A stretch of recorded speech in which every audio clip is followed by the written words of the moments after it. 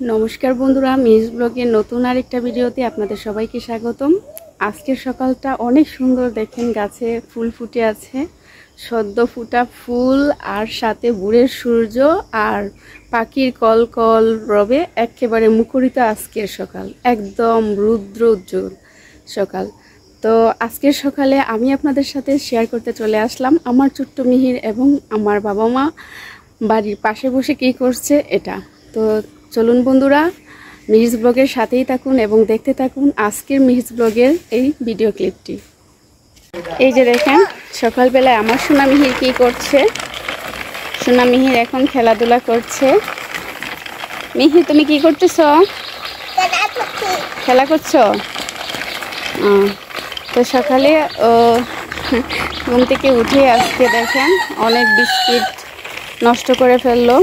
আর এদিকে মা স্নান করতে চলে যাচ্ছেন। কোথায় স্নান করবেন? এর বর্ষার সিজনে আমাদের যত সমস্যা বাড়ির, দেখেন এই যে একদম উঠানের প্রান্তে একেবারে পানি চলে আসছে। এখানে বসে এখন মা স্নান করে নেবেন। এই পানিটাই আমরা স্নানের জন্য ব্যবহার করি, কিচ্ছু করার নেই আমাদের। আমরা বড় এই বর্ষা সিজনটাতে আমরা বড় নিরুপায় হয়ে যাই, কারণ অনেক ভিডিওতে আপনাদেরকে বলেছি যে বাড়ির আশেপাশে আমাদের যত ঘরবাড়ি আছে ওই বাড়িগুলোর পানি এসে আমাদের এই বিটটা নিচা হওয়ার কারণে এখানে এসে জড়ো হয়, যার কারণে পুকুর আর খাল বিল সব একাকার হয়ে যায়। তো আমাদের আর কোনো হাইজেনিক রুল মেনটেন করা চলে না, কিচ্ছু করার নেই। এভাবেই আমাদের ছোটোবেলা থেকে এখন পর্যন্ত চলছে। তো দেখেন সোনা মিহির কিন্তু অনেক খেলছে। মিহির, চলো তোমার দাদুর কাছে যাই। আর এখন চলেন বাবার কাছে যাই, গিয়ে দেখি বাবা কি করছেন।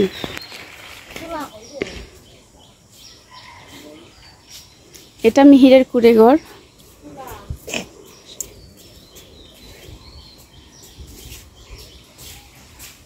মিহির, যাও তো তোমার দাদুকে গিয়ে বলো, দাদু কি করো তুমি? যাও, দাদুর কাছে যাও। তো দেখেন বাবা প্রতিদিনের মতো আজকেও পাতা পাচ্ছেন, বাজারে নিয়ে যাবেন। আর আজকে আমার ছেলে বায়না ধরেছে, আমার ছেলেও যাবে বাবার সাথে পাতা বিক্রি করতে। মিহির, দাদুর সাথে যাইবা? আচ্ছা, দাদুর সাথে বৈশাখে পাতা বিক্রি করবা বাজারে? তেল লবণ কিনে আনবা? দাদুকে সাহায্য করো, দৌড়বো আমার ফুতের একটা আটা দইয়া দিক। তো সোনা মিহি চলে যাচ্ছে দেখেন। তো আজকে আমার মিহি সোনা বাবার সাথে বাজারে যাবে পাতা বিক্রি করার জন্য, ওর দাদুর সাথে পাতা বিক্রি করতে যাবে। এই যে মিহির তোমার তুতুইগুলান কি করছে? আর এদিকে মিহিরের ছোট্ট ছোট্ট তুতুর বাচ্চাগুলান খেলা করতেছে। মিহির, কয়টা তুতুর বাচ্চা আছে গণ তো? 1 2। তো ওদেরকে খাবার দিতে হবে, কচুরি পানা, ছোট ছোট কচুরি পানাগুলো এনে ওদেরকে দিলে ভালো হবে। তুমি মাম খাওয়াই দিবা? আচ্ছা চলো মা, চলো।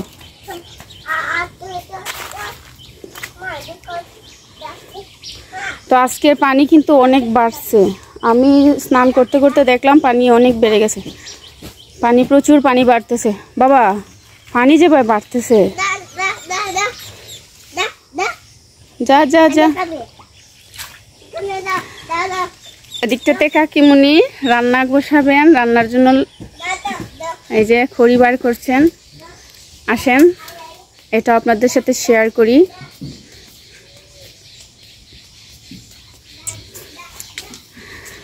তো অনেকের হয়তো এরকম পরিবেশ দেখে হয়তো আপনারা অভ্যস্ত না।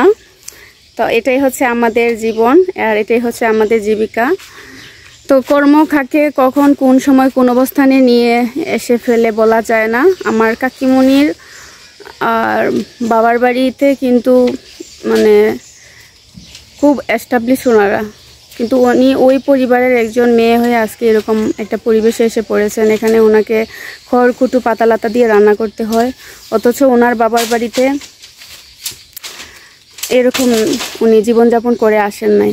তো কর্মের ফেরে ভাগ্যের বিড়ম্বনায় কখন কাকে কোন পরিস্থিতিতে পড়তে হয় সেটা বলা যায় না। তো আমার আজকে কাকাতো ভাইয়েরা ছোটো, ওরা একদিন বড় হয়ে যাবে, বড় হলে হয়তো ওরা ওদের অবস্থার পরিবর্তন করবে। তো সবাই আশীর্বাদ করবেন আমার ছোট ছোট ভাইদের জন্য। কি মিহির বলো? হ্যাঁ বলো। কি কই? এই যে পানি জগের মধ্যে আছে দেখো। হ্যাঁ হ্যাঁ। তো মিহির সোনা এখন হাঁসকে নাকি পানি দিবে। কিভাবে দিবা বলো? হ্যাঁ এটা কি করবা? হাঁসের বাচ্চা ভিজাবে না, ঠান্ডা লেগে যাবে।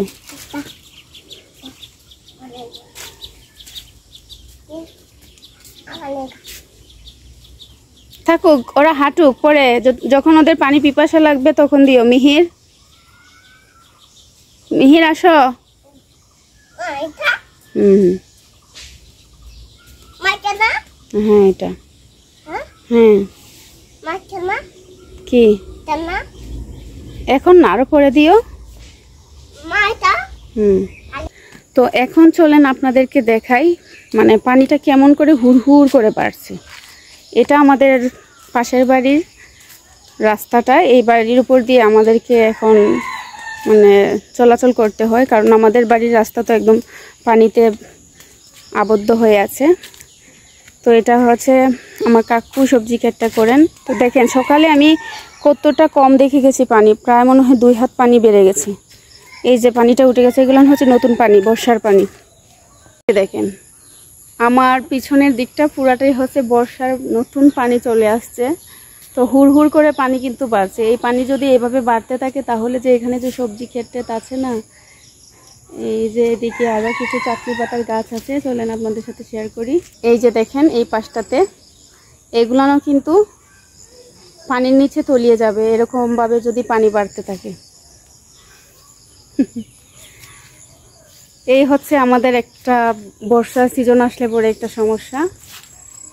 আর এর পাশে যে নিচা জমিটা আছে না, এটাতে তো অতই পানি হয়ে গেছে, একদম কোমর পানি হয়ে গেছে। এটাতে একদম কোমর পানি হয়ে গেছে। এটা আমাদের জমিটা, সবজি জমিটা বাবার জমিটা একেবারে পানির নিচে তলিয়ে গেছে।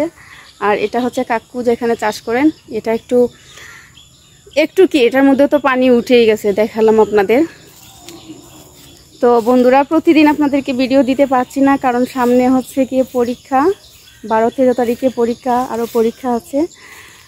তো পরীক্ষার প্রিপারেশন নিচ্ছি, সবাই আশীর্বাদ রাখবেন।